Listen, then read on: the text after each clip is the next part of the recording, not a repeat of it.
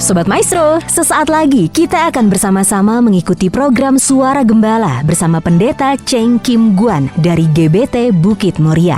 Selamat mendengarkan.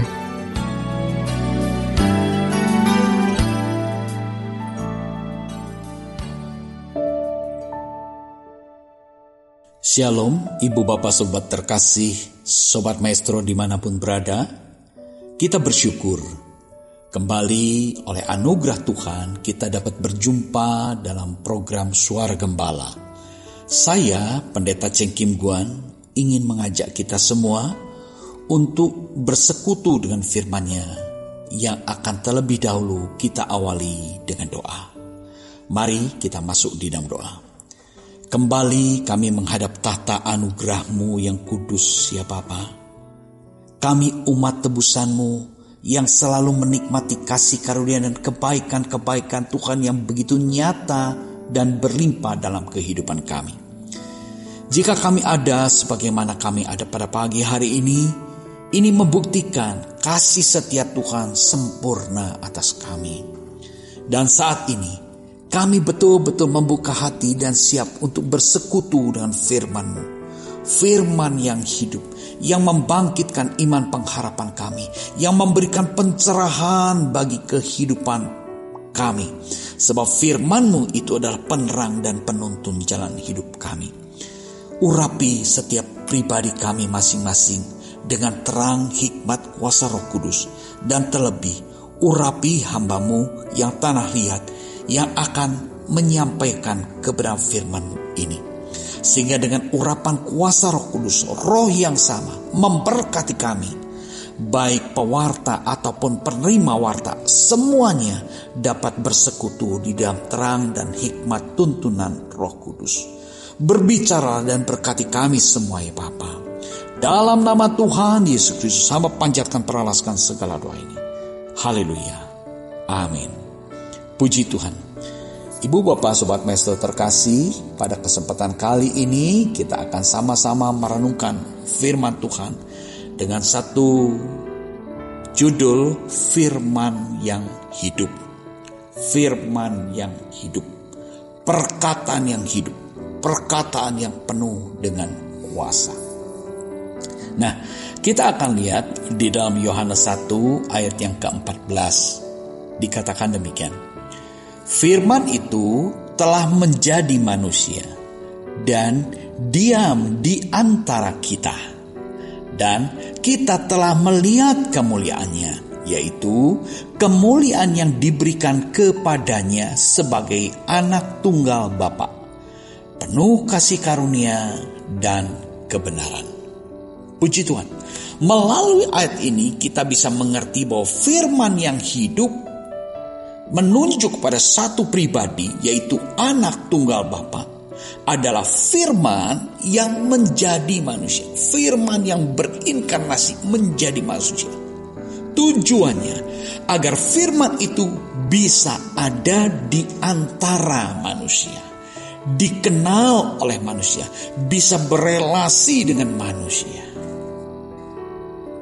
Kalau kita lihat di dalam Yohanes 1 ayat yang ke-1 dikatakan, pada mulanya adalah firman.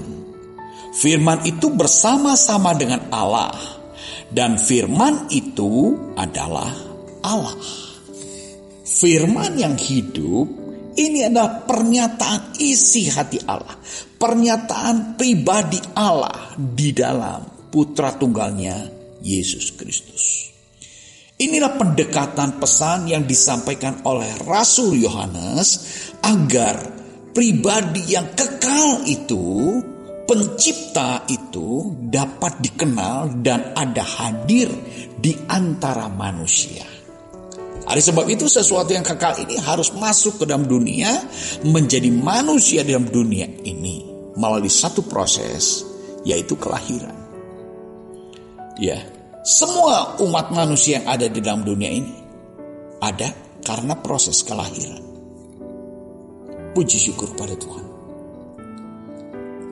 Di bulan ini kita sedang merenungkan sukacita Natal, di mana kita mengingat ulang akan anugerah terbesar daripada kasih Allah yang penuh dengan kasih karunia dan kebenaran itu dengan berinkarnasi menjadi manusia. Manusia yang begitu rendah, yang begitu hina, lahirnya pun di kandang domba. Tetapi pribadi itu adalah pribadi anak tunggal Bapa. Dikatakan di dalam Yohanes 1 ayat yang kedua, ia pada mulanya bersama-sama dengan Allah. Jadi firman itu bersama-sama dengan Allah. Firman itu adalah kekal. Tetapi melalui inkarnasinya menjelma menjadi manusia perlu satu proses yang namanya kelahiran. Maka lahirlah di kandang Betlehem, di palungan, di bawah asuhan Maria dan Yusuf sebagai orang tuanya. Tapi sebetulnya pribadi itu adalah inkarnasi daripada firman yang kekal. Di dalam Yohanes 1 ayat yang ketiga, segala sesuatu dijadikan oleh Dia, dan tanpa Dia tidak ada satupun yang telah jadi dari segala yang telah dijadikan. Nah, ini menunjukkan kepada firman yang kekal itu berkuasa sebagai pencipta. Firman yang kekal itu mengawali segala sesuatu yang ada. Bahkan bumi ini pun adalah buah karyanya, buah ciptaannya. Dengan kuasa perkataan firman, maka langit bumi ini menjadi ada. Dia adalah firman yang juga pencipta. Di dalam Yohanes 1 ayat yang keempat, di dalam Dia ada hidup, dan hidup itu adalah terang manusia. Di dalam firman ada kuasa kehidupan, kuasa yang membangkitkan, dan firman itu terang bagi manusia, sebab menuntun manusia kepada terang. Orang tidak melihat terang, dia tidak tahu adanya terang. Orang tidak mengerti kebenaran jika kebenaran tidak dinyatakan. Oleh sebab itu, di dalam ayat yang Yohanes 1 ayat 14 tadi dikatakan firman itu telah menjadi manusia dan diam di antara kita. Lalu dibuktikan, kita telah melihat kemuliaannya. Nah, ini pembuktian. Kemuliaan Yesus Kristus itu betul-betul dinyatakan. Kita lihat di dalam Yohanes 1, 33 dan 34. Dan aku pun tidak mengenalnya, tetapi Dia yang mengutus aku untuk membaptis dengan air telah berfirman kepadaku, jikalau engkau melihat roh itu turun ke atas seseorang dan tinggal di atasnya, Dialah itu yang akan membaptis dengan Roh Kudus. Dan aku telah melihatnya dan memberi kesaksian, inilah anak Allah. Nah, ini kesaksian daripada Yohanes Pembaptis. Dia katakan, jikalau engkau melihat roh itu turun ke atas seseorang dan tinggal di atasnya, Dialah itu yang akan membaptis dengan Roh Kudus. Dan betul, ketika Yohanes membaptis Yesus keluar dari baptisan, tiba-tiba ada gema suara dari surga. Ada burung merpati yang merupakan lambang daripada Roh Kudus turun ke atas pribadi yang bernama Yesus itu. Dan suara itu bergema dengan menyatakan, inilah anakku yang kukasihi, kepadanyalah aku berkenan. Pernyataan surgawi itu menunjukkan sehingga Yohanes Pembaptis pun menyatakan bahwa inilah anak Allah. Yesus inilah anak Allah. Firman yang menjadi manusia yang anak tunggal Allah itu adalah betul-betul anak Allah. Dan Rasul Yohanes yang menuliskan Injil ini pun meyakini ini. Maka penulisan dan kesaksian Yohanes Pembaptis, Rasul Yohanes menuliskan Injil Yohanes ini memiliki dasar-dasar pembuktian yang sangat kuat. Puji syukur kepada Tuhan. Firman yang menjadi manusia ada di tengah-tengah kita. Puji syukur kepada Tuhan. Nah, kesaksian Yohanes yang dia tuliskan di dalam Injil Yohanes ini, kalau kita lihat di dalam Yohanes 1 ayat yang ke-9, terang yang sesungguhnya yang menerangi setiap orang sedang datang ke dalam dunia. Ayat 10, ia telah ada di dalam dunia dan dunia dijadikan olehnya, tetapi dunia tidak mengenalnya. Tidak dikenal. Yesus yang adalah inkarnasi Allah yang kekal menjadi manusia untuk tujuannya menerangi manusia. Tetapi sayangnya manusia tidak mengenal. Tidak mengenalnya. Maka sebab itu Rasul Yohanes menuliskan Injil itu, memberikan penjelasan dan kesaksiannya. Supaya apa? Firman itu bisa ada di tengah-tengah antara umat manusia dan dikenal oleh manusia. Sebagaimana kita yang saat ini merenungkan bersama-sama firman Kristus. Kita ini punya dasar pengharapan, kita punya dasar percaya, kita punya dasar iman yang jelas dan terbukti serta dapat dipertanggungjawabkan karena semua diterangkan secara teliti.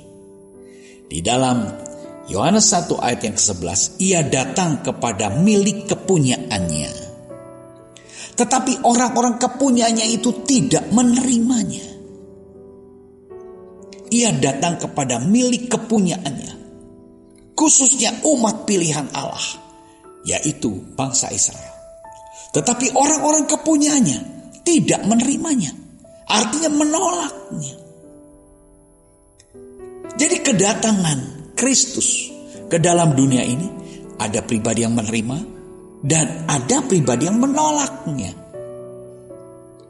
Kita semua berharap agar semua kita yang sedang merenungkan kebenaran firman yang hidup ini tidak masuk di dalam golongan pribadi yang menolak, tetapi jadilah orang-orang yang menerima, sebab semua terbukti kebenarannya.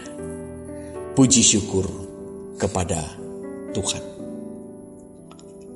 Yohanes juga menuliskan apa yang disampaikan oleh pribadi Yesus Kristus sendiri tentang dirinya. Nah ini ya, Yohanes menuliskan kesaksian pribadi Yesus tentang dirinya. Memang di dalam Injil Yohanes ini banyak, akulah jalan, akulah pintu, akulah gembala yang baik, akulah roti hidup, akulah kebangkitan dan hidup. Banyak kesaksian-kesaksian yang Yesus nyatakan tentang pribadinya. Maksudnya supaya apa? Dunia mengenal dan percaya. Nah, kita akan lihat yang dituliskan oleh Yohanes di dalam Yohanes 8 ayat yang ke-12.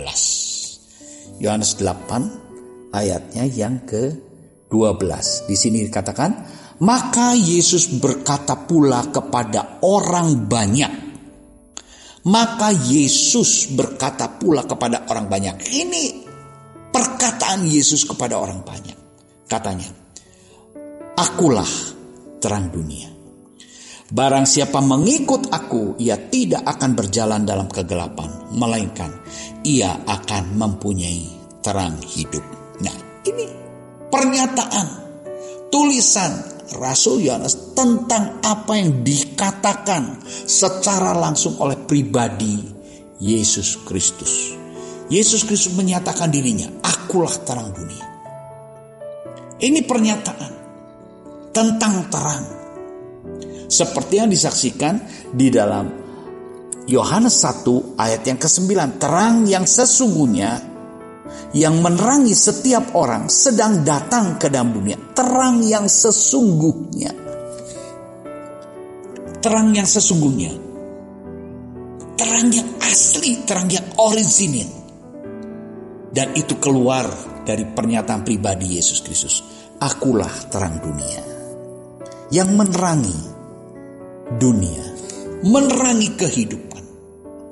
Dikatakan, barang siapa mengikut aku, siapapun, suku bangsa apapun, warna kulit apapun,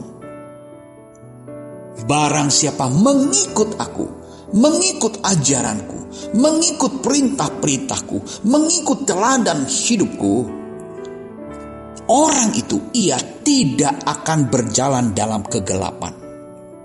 Ini jaminan dari ungkapan pernyataan Yesus Kristus sebagai anak Allah. Barang siapa mengikut aku, mentaatiku, percaya kepadaku, berserah kepadaku, mengandalkanku, ia tidak akan berjalan dalam kegelapan. Dunia penuh dengan misteri. Dunia penuh dengan kegelapan. Banyak sekali orang mengkhawatirkan masa depan. Biasa di penghujung tahun banyak sekali orang ingin menerka-nerka bagaimana ya tahun 2022. Akankah lebih baik? Atau pertanyaan besar. Kenapa? Manusia bertanya-tanya demikian. Karena mereka tinggal dalam kegelapan. Tetapi puji Tuhan, melalui pernyataan ungkapan pribadi Yesus, firman yang hidup, Dia kata, barang siapa mengikut aku, ia tidak akan berjalan dalam kegelapan, melainkan ia akan mempunyai terang hidup. Puji syukur kepada Tuhan.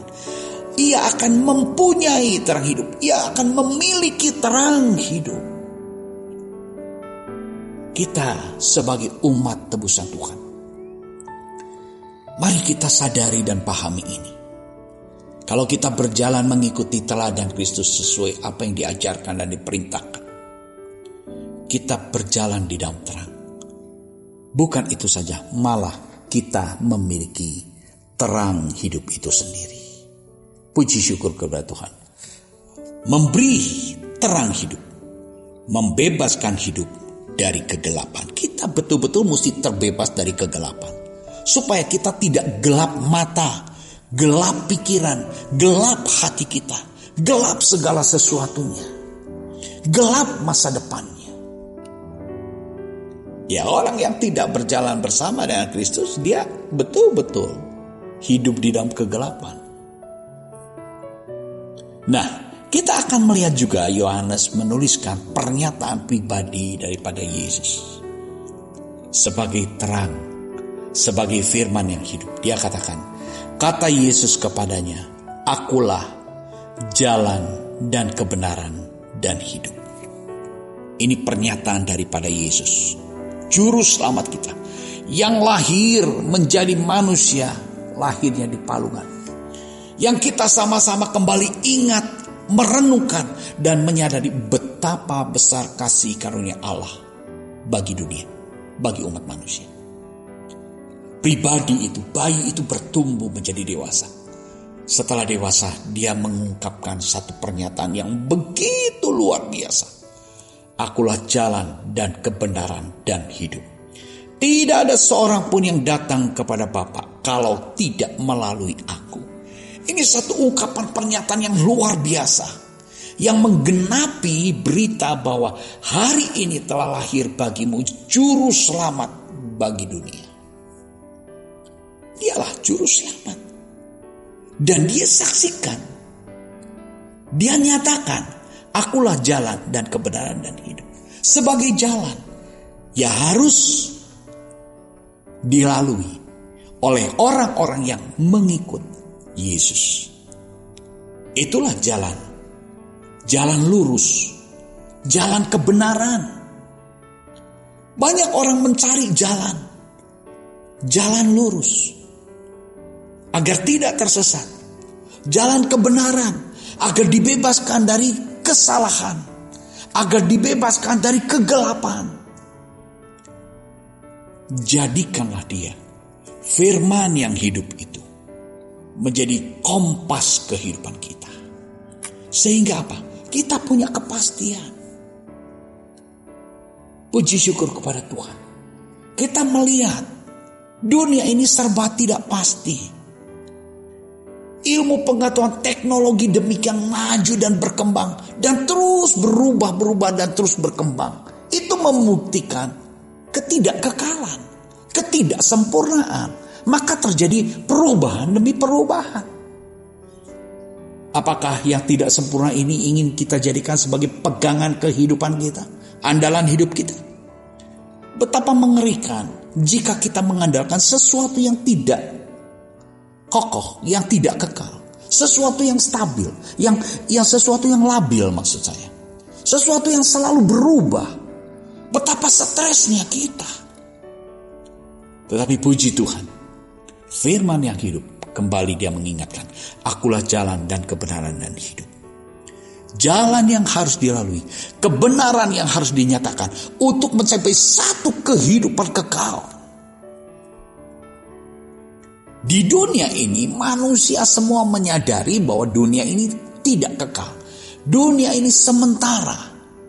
Setiap manusia menyadari bahwa dirinya sekali waktu harus meninggalkan dunia ini. Setiap manusia menyadari ini. Membuktikan bahwa kesementaraan dan kefanaan dunia ini. Tetapi puji Tuhan, firman yang hidup memberikan kepada kita sukacita dan pengharapan.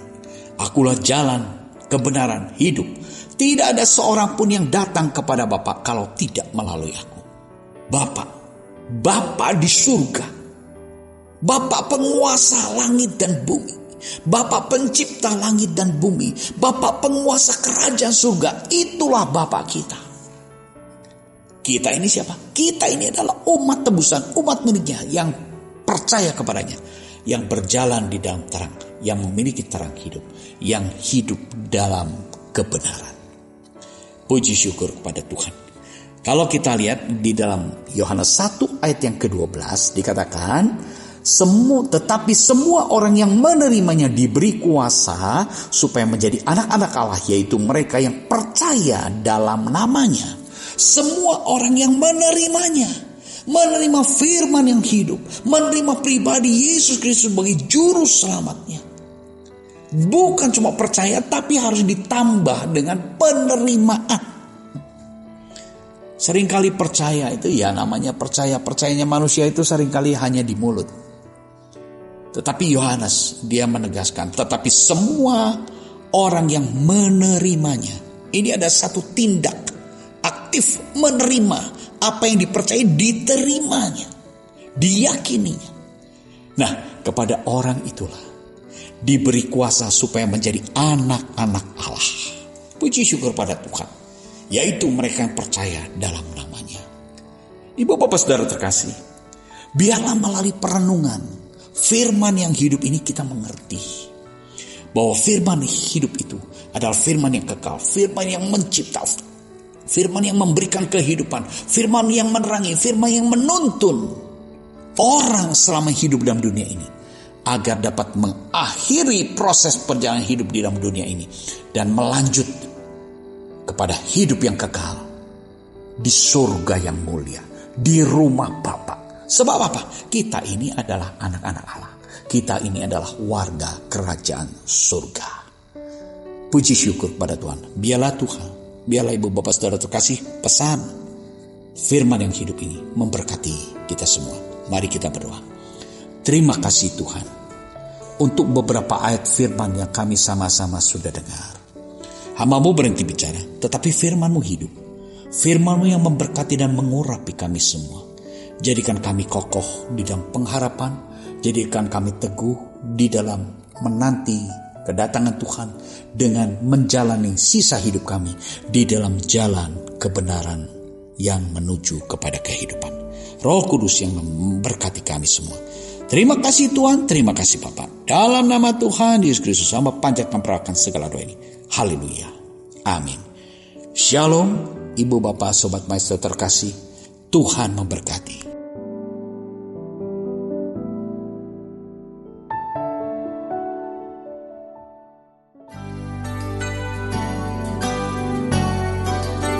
Sobat Maestro, Anda baru saja mendengarkan program Suara Gembala bersama Pendeta Cheng Kim Guan dari GBT Bukit Moria.